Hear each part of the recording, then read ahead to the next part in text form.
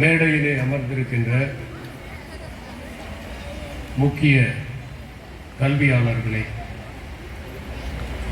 பள்ளியின் தலைமை ஆசிரியர் அவர்களே, பள்ளியில் பணியாற்றிக் கொண்டிருக்கின்ற ஆசிரியர் பெருமக்களே, இந்த பள்ளியில் பயில்கின்ற மாணவ மாணவியர், உங்கள் அனைவருக்கும் என்னுடைய அன்பான வணக்கங்களை தெரிவித்துக் கொள்கிறேன். மாவடையூரில் இருக்கிற இந்த அரசு மேல்நிலைப் பள்ளியில் ஒரு மதிய நேரத்தில் இத்தனை மாணவர்களை வைத்து கல்வி வளர்ச்சி நாளை மிகவும் பொருள் பொதிந்த வகையில் நடத்தி கொண்டிருக்கின்ற இந்த பள்ளியை சார்ந்த அனைவருக்கும் என்னுடைய பாராட்டுதல்களை தெரிவித்துக் கொள்கிறேன்.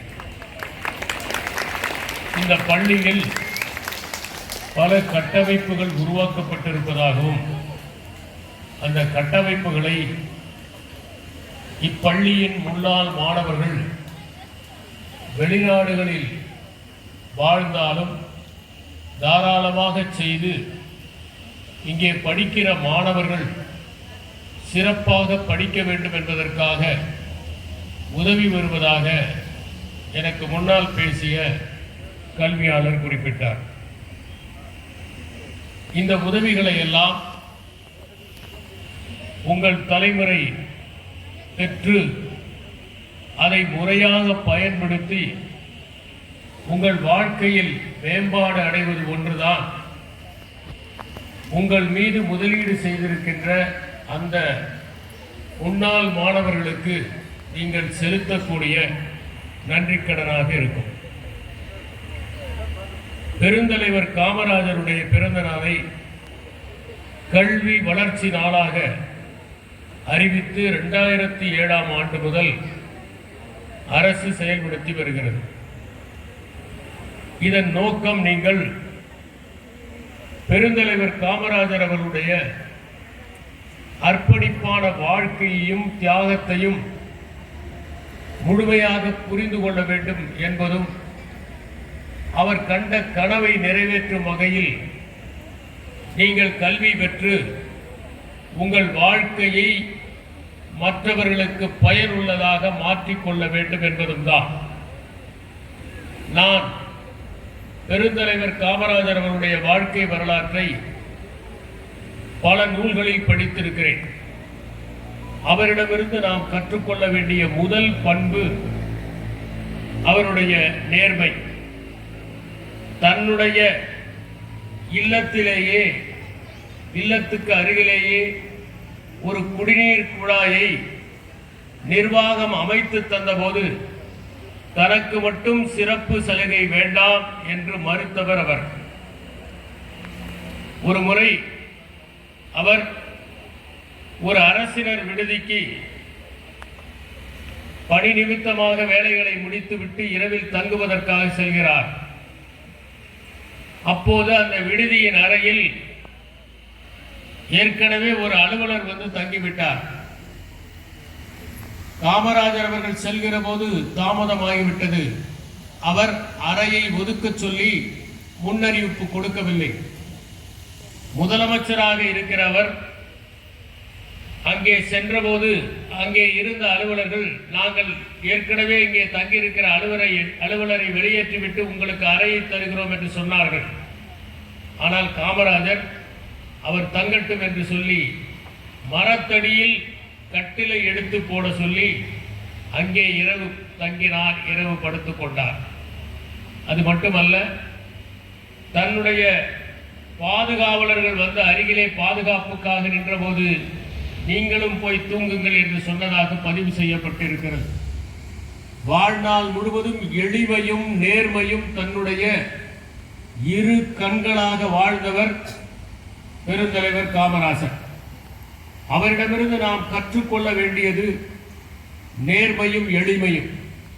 இரண்டாவதாக கடின உழைப்பை சிந்தியவர் அவர். தமிழ்நாட்டிலே இருக்கிற எல்லா சிற்றூர்களிலும் அவருடைய பாதம் பட்டிருக்கிறது.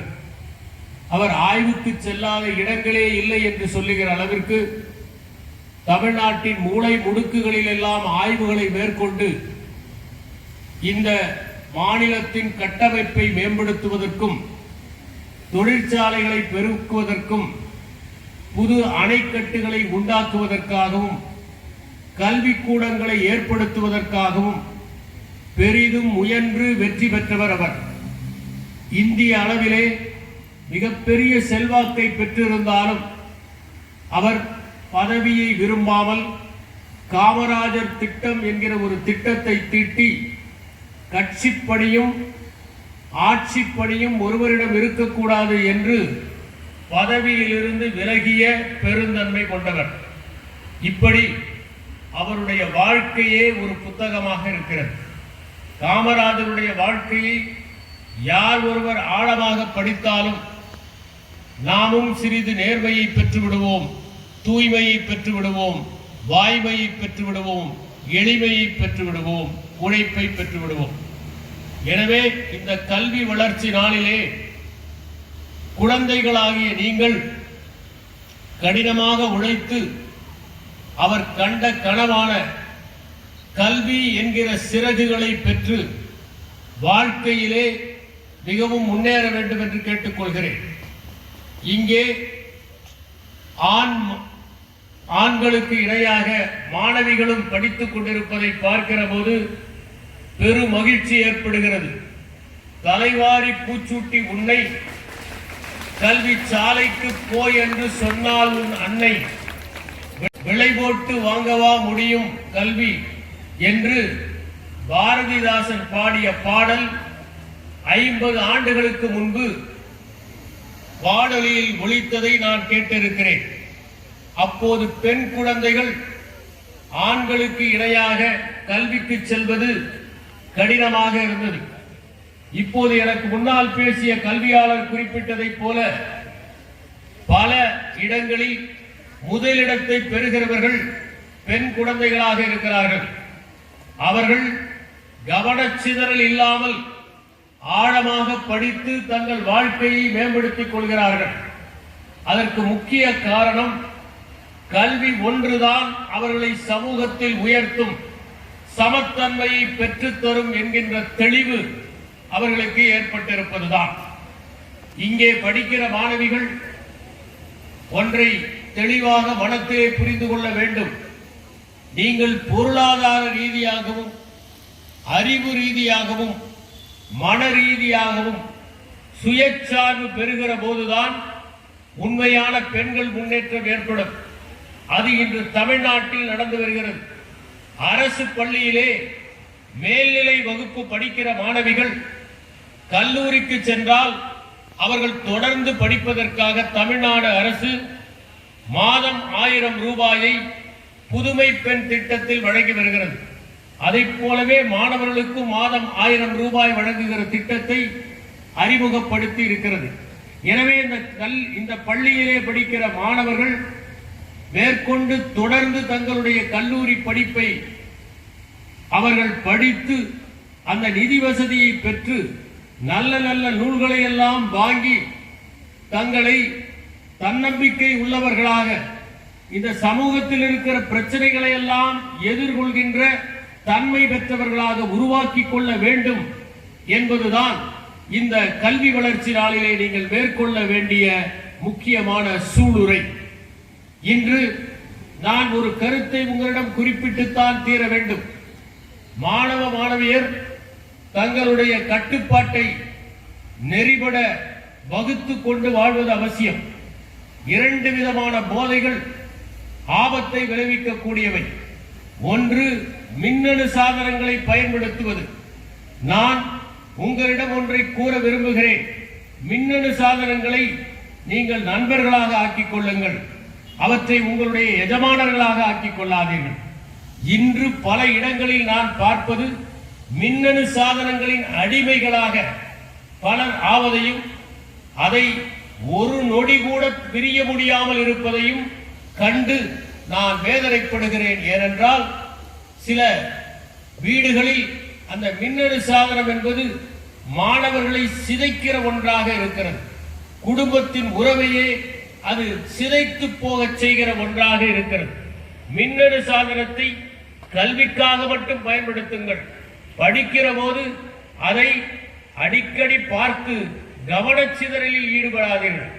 இரண்டாவதாக, இங்கே இருக்கிற மாணவர்கள் எக்காரணம் கொண்டும் எந்த தீய பழக்கத்தையும் ஒரே ஒரு முறை சுவைத்து பார்க்கலாம் என்கிற எண்ணத்தோடு கையிலே எடுத்து விடாதீர்கள். ஏனென்றால் அது ஒரு முறை எடுத்தால் கைரேகையை போல ஒட்டி கொள்ளுமே தவிர கையுறையை போல அகன்று விடக்கூடியது அல்ல என்பதை நீங்கள் புரிந்து கொண்டு உங்கள் ஒழுக்கத்தையும் கட்டுப்பாட்டையும் எந்த காலத்திலும் மீறாமல் செம்மையாக நேர்மையாக உங்கள் பெற்றோர் உங்கள் மீது வைத்திருக்கிற நம்பிக்கைக்கு ஏற்றவாறு, உங்கள் ஆசிரியர் பெருமக்கள் வைத்திருக்கிற நம்பிக்கைக்கு ஏற்றவாறு நடந்து கொள்ள வேண்டும் என்று விரும்புகிறேன்.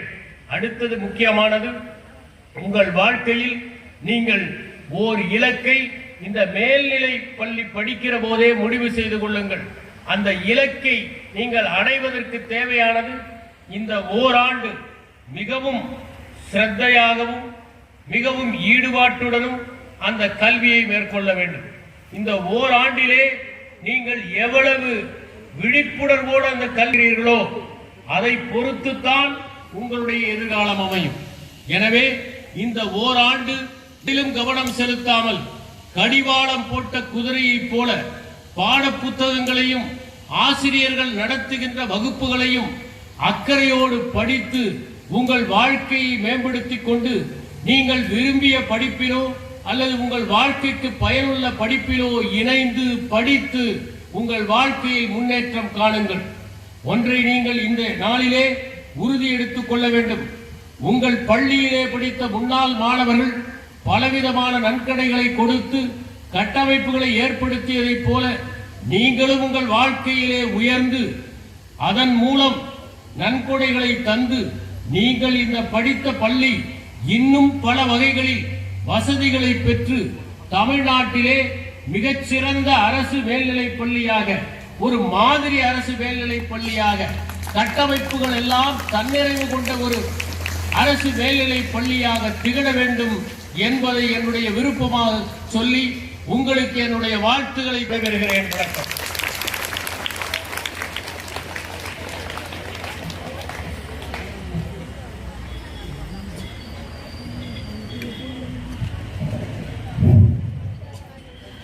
மாணவர்கள் எவ்வாறு நடந்து கொள்ள வேண்டும் என்பதை தெள்ளத் தெளிவாக எடுத்து கூறி அமர்ந்திருக்கின்ற நமது முன்னாள் செயலாளர் ஐயா அவர்களுக்கு பெற்றோர் ஆசிரியர் கழக தலைவர் அவர்கள் பொன்னாடை போர்த்தி